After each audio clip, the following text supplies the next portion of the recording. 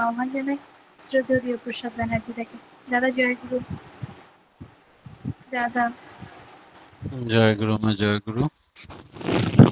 পরম প্রেমময় পরম দয়াল শ্রী শ্রী ঠাকুরের এতক্ষণ যারা নামামৃত সুধা পান করলেন, তাদের মানব জীবন শ্রেষ্ঠ জীবনের একমাত্র উদ্দেশ্য ঈশ্বর প্রাপ্তি। তা যেন এই জীবনেই সফল হয়, এই কাতর প্রার্থনা দয়ালের রাঙারাতুল চরণে। আমরা বর্তমানে বসবাস করছি কলিযুগে। কলিযুগ সম্বন্ধে ঠাকুর কি বলছেন আমাদের জানা দরকার, কারণ যে যুগে বাস করছি সেই যুগ সম্বন্ধে জানলাম না তা ঠিক হবে না, তাহলে অসম্পূর্ণ জ্ঞান থেকে যায়। কলিযুগ মহারাজ পরীক্ষিতের সময়কাল থেকে কলিযুগের সূচনা হয়, আর খ্রিস্টপূর্ব 3101 সাল থেকে শুরু হয়, বর্তমানে এখনো চলছে। বর্তমানে কলিযুগের বয়স হচ্ছে 5121 বছর। কলি কথার মধ্যে আছে কল ধাতু। কল কথার মানে হচ্ছে গতি, কম্পন, চলন। এই গতি হবে একমুখী এবং ঐক্য আর একতাকে নিয়েই কলিযুগের গতি।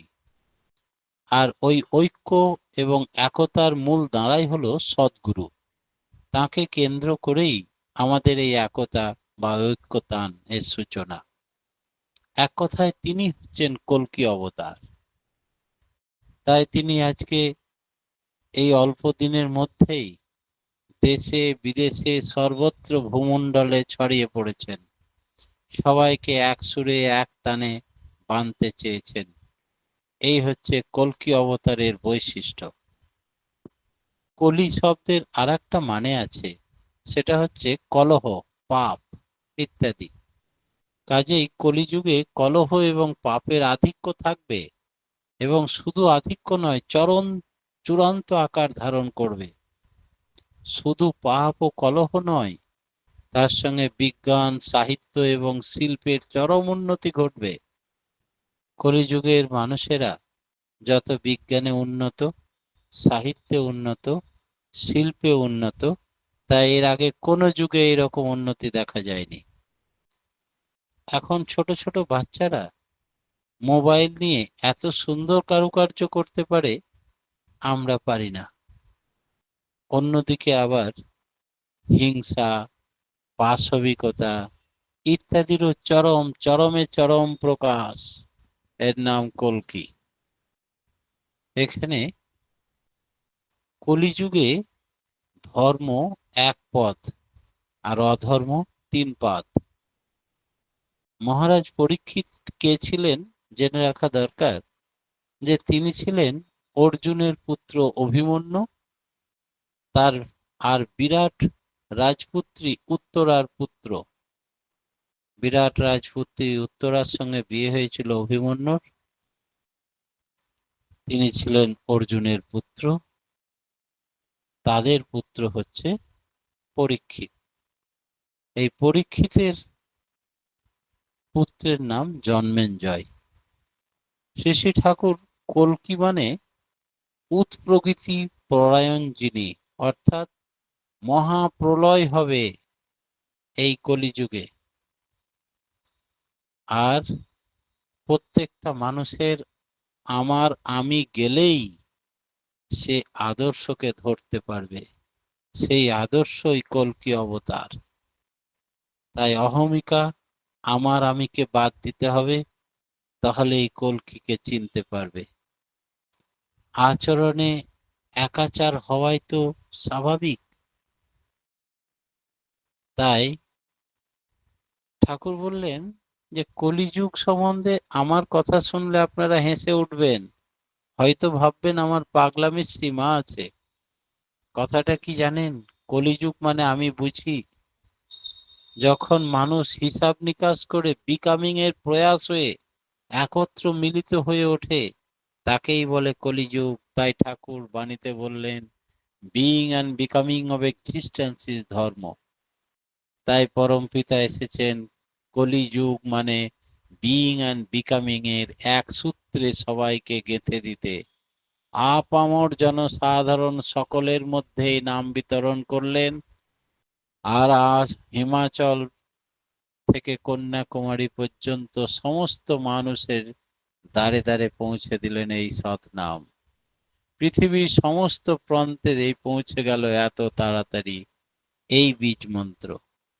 আর সকলেই একই slogan, being and becoming of existence is ধর্ম। তাই বাঁচা বাড়ার তাগিদে, মানুষ রুটি রোজগারের তাগিদে সবাই এক ঐক্যতানে গড়ে উঠবে, তার নাম কলিযুগ। তাই বলা হয় কলিযুগ। যুগ মানে মেলা বা মিলিত হওয়া, যুগ যুগ যোগযুক্ত হওয়া। তাই এক আদর্শে যোগযুক্ত হওয়ার মিলনকে এজ বা যুগ বলা হয়। আর কলিযুগ হচ্ছে বাঁচা বাড়ার প্রয়াসী যুগ। প্রত্যেকটা মানুষ ছোট থেকে বড় পর্যন্ত সে বাঁচতে চায় আর বাড়তে চায়। কলিযুগের মানুষের এটা নৈতিক ধর্ম। তাই এই যুগে বাঁচা বাড়ার যুগ।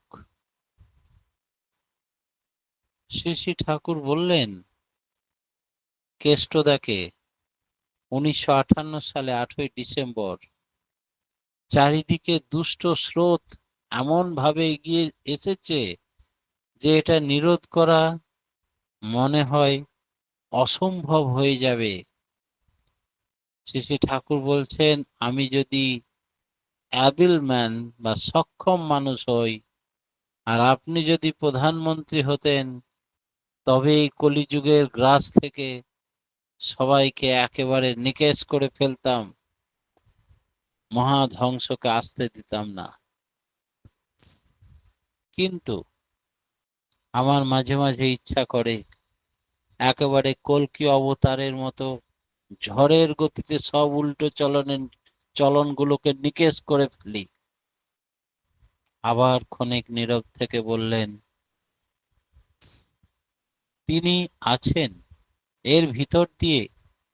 এখন আমরা কিভাবে জেগে উঠব, কিভাবে প্রতিহত করব, ধ্বংসকে ধ্বংস করে দিয়ে অমৃতের বাড়ি বর্ষণ করব, তারই উপায় শুধু বলে যায় আপনাদের।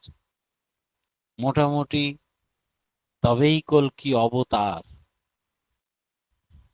মোটামুটি হিসাব অনুযায়ী শ্রীকৃষ্ণের জন্মের 127 বছর পর থেকে কলিযুগ আরম্ভ হয়।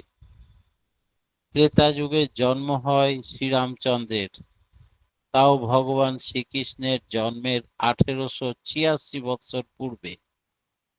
তাই অনুমান করা যায় যে সত্য, ত্রেতা, দাপর এই 3 যুগের মোট স্থায়িত্ব 5-7 হাজার বছরের মধ্যে। কলিযুগের উৎপত্তি মাঘ মাসের পূর্ণিমাতে, অর্থাৎ মাঘী পূর্ণিমাতে কলিযুগের জন্ম হয়। এই কলিযুগে অবতার হিসাবে তিনি এসে আমাদের একটা অপূর্ব বাণী দিয়েছেন। সেটা আমরা অনেকেই জানি, তার মানে বিশ্লেষণ করে বোঝালে বুঝতে পারবেন যে কত জরুরি। সত্তা সচ্চিদানন্দময়, অসৎ নিরোধী সতই, সচ্চিদানন্দের পরিপোষক যা তাই ধর্ম। ধর্ম মূর্ত হয় আদর্শে, আদর্শে দীক্ষা আনে অনুরাগ, অনুরাগ আনে বৃত্তি নিয়ন্ত্রণ, বৃত্তি নিয়ন্ত্রণ আনে ধৃতি, ধৃতি আনে সহানুভূতি, সহানুভূতি আনে সংহতি, সংহতি আনে শক্তি, শক্তি আনে সম্বর্ধনা, আর ওই ধৃতি আনে প্রাণিধান, প্রাণিধান হতেই আসে সমাধি, আর সমাধি হতেই আসে কৈবল্য, তৃষ্ণার একান্ত নির্মাণ, মহাচেতন সম্মুত্থান। 1949 সালে 18ই ফেব্রুয়ারি সকালবেলা 6:50 ঠাকুর এই বাণীটা দিয়েছিলেন। এই বাণীটা শ্রী শ্রী ঠাকুরের ভাবাদর্শের এক অপূর্ব অভিব্যক্তি। তিনি যে কল্কি অবতার, কি করে কলির গ্রাস থেকে তার সন্তানদের রক্ষা করবেন, তার সৎমন্ত্রে দীক্ষার মাধ্যমে বিইং অ্যান্ড বিকামিং এর সৎমন্ত্র দীক্ষা গ্রহণ করলে মানুষ কি করে দেব মানুষে পরিণত হবে, তারই বিশ্লেষণ এটা। সত্তা তার অস্তিত্বকে, বিদ্যমানতাকে রক্ষা করতে সতত প্রয়াসশীল থাকে, আর ওই সত্তা কোনোভাবে অপঘাত না আসে এবং বিধ্বংসী ও বিলোপী কোনো আক্রমণ না আসে তার জন্য সে অর্থাৎ সত্তা সদাই উন্মুক্ত থাকে। তাই সত্তা সদাই অসৎ নিরোধী হয়। এই ক্রমবৃদ্ধি পরায়ণ চেতনাময় সত্তার পরিপোষণই হলো ধর্ম। ধর্ম আর অন্য কিছু নয়। সত্তার জাগরণ, সত্তার পরিপালন, সত্তার পরিপোষণ, সত্তাকে বাঁচিয়ে রাখাই হচ্ছে ধর্ম। অর্থাৎ সত্তাকে পোষণ দেয় ধর্ম, রক্ষা করে ধর্ম। তাই ধর্ম তো কথা বলতে পারে না, সে তো কোনো বস্তু নয়। তাই ধর্ম মূর্তে হয় আদর্শে, অর্থাৎ বাঁচা বাড়ার নীতিগুলি যে ব্যক্তিতে মূর্ত হয়, যা বিধান আছে, অর্থাৎ সদ্গুরু তিনি আদর্শবান হয়ে সকলকে আদর্শের শিক্ষা দেন চলতে। দীক্ষার মাধ্যমে এই আদর্শের কথা, অর্থাৎ সদ্গুরুর প্রতি সজাগ টান জন্মায়, ভালোবাসা জন্মায়, প্রেম জন্মায়। যে যত নিয়ম নীতিগুলো মেনে চলবে,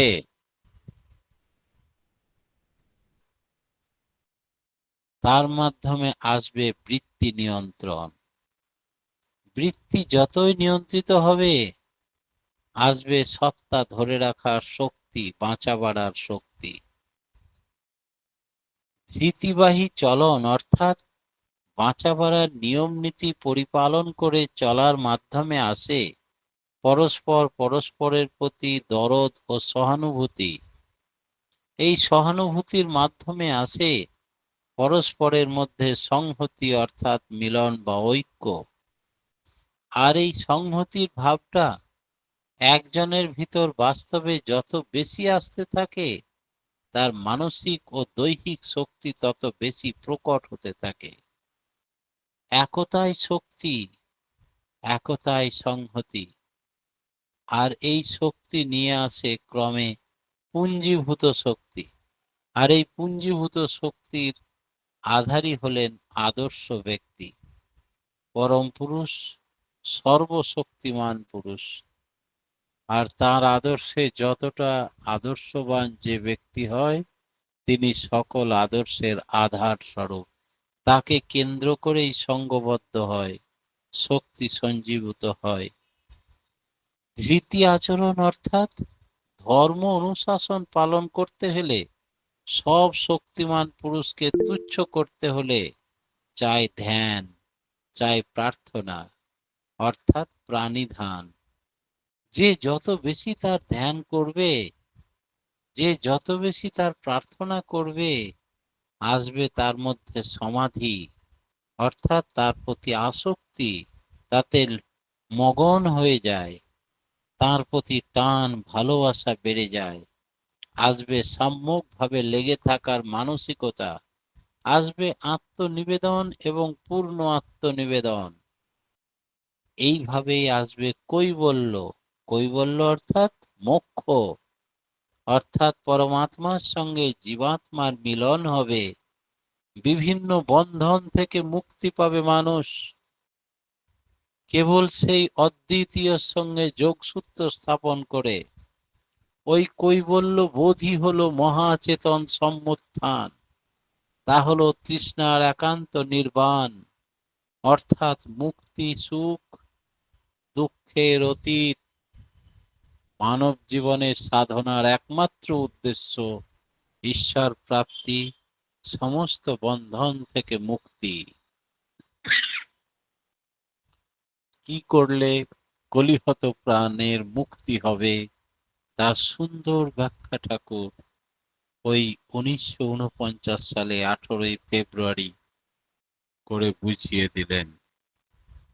শ্রী শ্রী ঠাকুর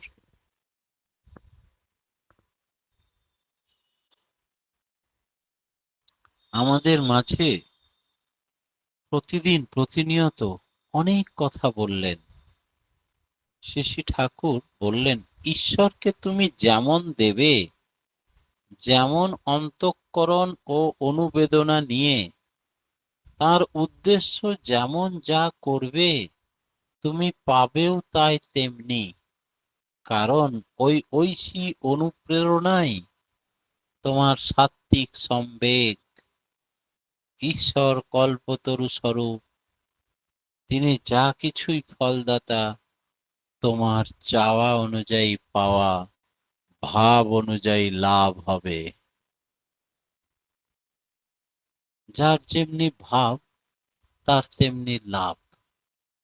সৎ চালক পাতলা অহংকার যুক্ত, তিনি নিজে নিজের ক্ষমতা কখনো জাহির করেন না, প্রকট হয়ে ধরা দিয়ে দেন না যাকে তাকে যখন তখন।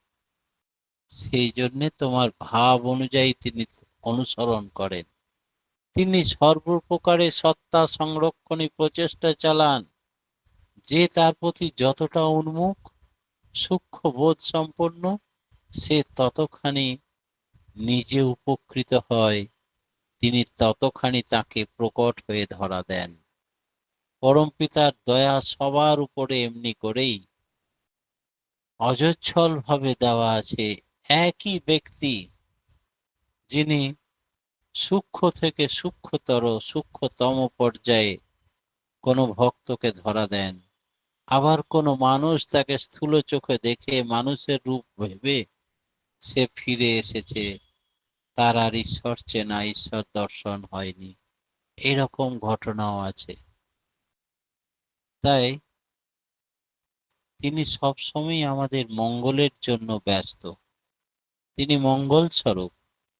আমরা অমঙ্গল টেনে আনি আমাদের স্বেচ্ছাচারিতা দিয়ে। কুকর্মের ফলে দুঃখ আমাদের চেপে ধরে, আর যখন দুঃখের কবলে পড়ি তখন বলি ঈশ্বরের ইচ্ছা, আমি কি করব। কিন্তু ঈশ্বর কখনো চান না যে তার সন্তান, তার সৃষ্টি কোনো দুঃখ ভোগ করুক। আমরা বাঁচি, বাড়ি, সতর্কতার সঙ্গে চলি, এই তাঁর ইচ্ছা। সত্তারূপে তিনি সবার মধ্যেই বিরাজ করেন। কে কি চায় যে তার সত্তা ধামাকা পীড়িত হোক, আমাদের সত্তা মূলত তাঁরই সত্তা, তাই যা কিছু তাকে উৎসর্গ করে দিতে হয়। ভগবান সবার কাছে সমান, অকৃপণ ভাবে তিনি তার অজস্র আশীর্বাদ পরিবেশন করতে চান। আমরা ভগবানকে যতখানি পাই, যতখানি ভক্তি অনুরাগে তার দিকে অগ্রসর হই, ঠিক ততটা। আলোর কাছে আমরা যতটা যাব, আলো ততটা আলোকে অনুভব করতে পারবো, ততটাই আলোর তাপ পাবো। কম বেশি বোধহয় আমাদের এগোনো পিছনের অবস্থা থাকার দরুন রসগোল্লা চোরের কাছে যে তেতো হবে আর সাধুর কাছে মিষ্টি হবে তা নয় কিন্তু।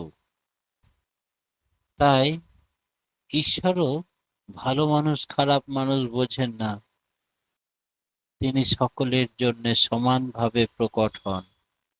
আলো যখন জ্বলে সে ভাবে না আমি কাউকে আলো কম পাক কেউ বেশি পাক।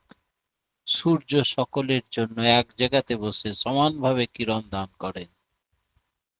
প্রবৃত্তির আড়ালে থাকে যে গুরুর আলো পায় না, আসলে সে গুরুর কাছে এগিয়ে যায় না। তাই অজ্ঞানতাবশত হতে পারে, বা চাওয়া প্রকট না হয়ে হতে পারে, সে নিজেকে নিজে বঞ্চিত করে রাখে। আমরা যদি এমন করতে পারি যাতে বাধাটা ছুটে যায়, তবে সবাই হয়তো আলো পেতে পারে। ঈশ্বরকে তুমি যেমন দেবে তোমার প্রাপ্তিও তেমনই হবে।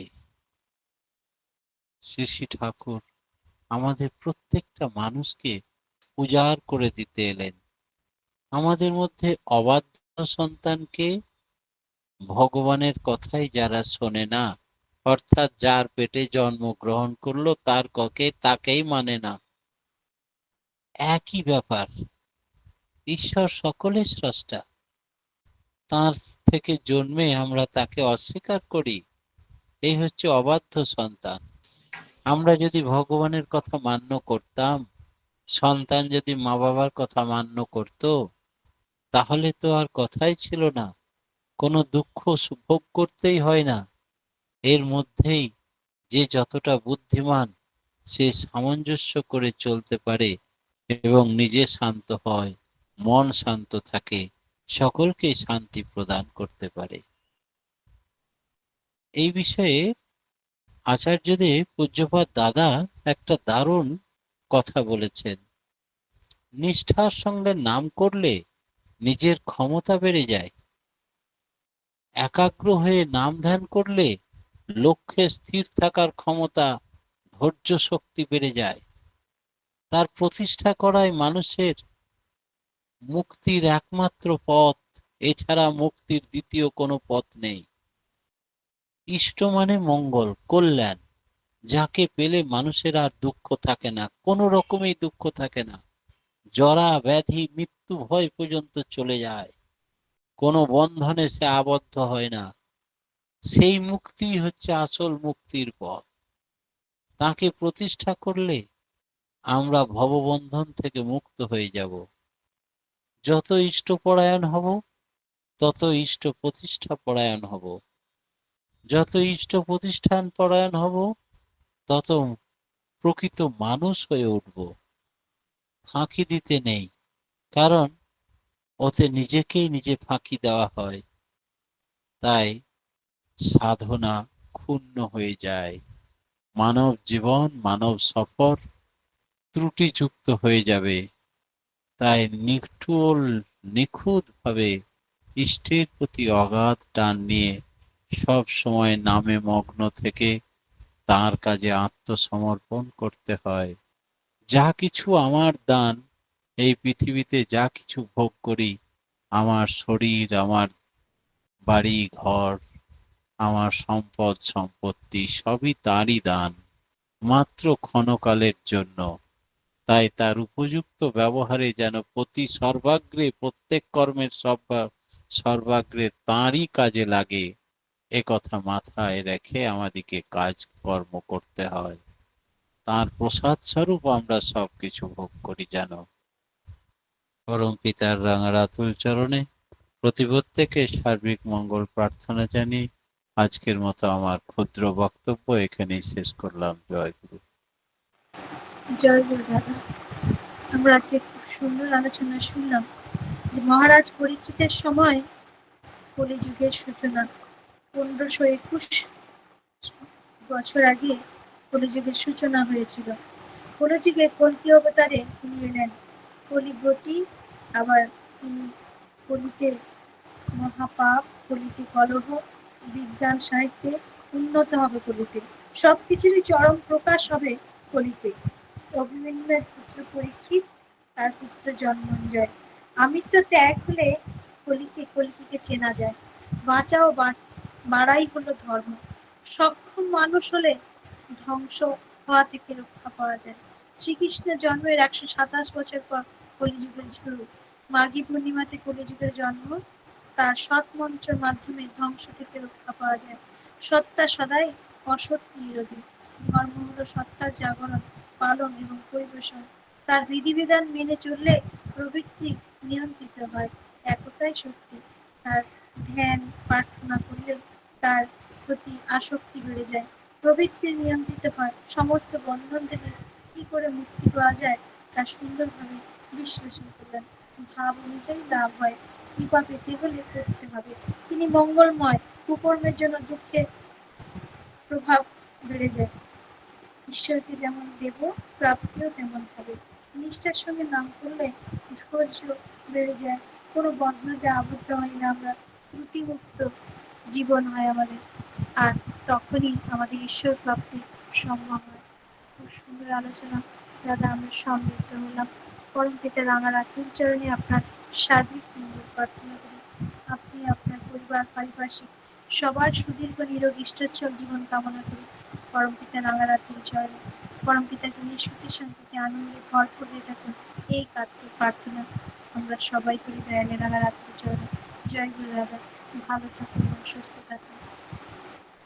এখন ভক্তিগীতি পরিবেশন করবেন আমার তন্দ্রা দাস।